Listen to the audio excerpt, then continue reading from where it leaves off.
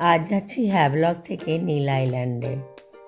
আবারও সেই ক্রুজে করেই নীল সমুদ্রের ওপর দিয়ে নীলে। তখন প্রায় দুপুর গড়িয়ে বিকেল হতে চলেছে।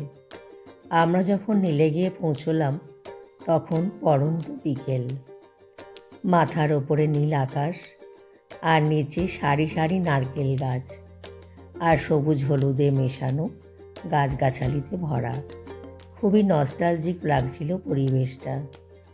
নীলে নেমে আমরা চলে গেলাম লক্ষ্মণপুর বিচে। অনেকটাই রাস্তা হাঁটতে হলো এই বিচটাতে আসার জন্য। সূর্যাস্ত দেখার জন্যই এখানে লোকেরা প্রধানত এসে থাকে।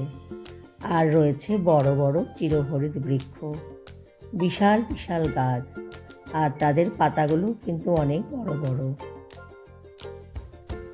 সূর্যাস্তের এই অপরূপ দৃশ্য সত্যি কি সুন্দর।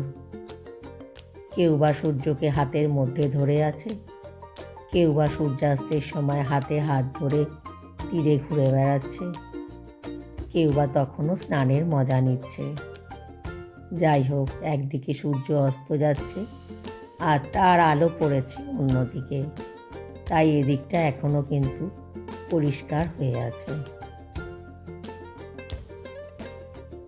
সূর্যের শেষ মুহূর্তের অন্তিম মুহূর্তের ছবি তোলার জন্য প্রত্যেকটা মানুষ ক্যামেরা স্থির করে রেখেছে সূর্যের দিকে।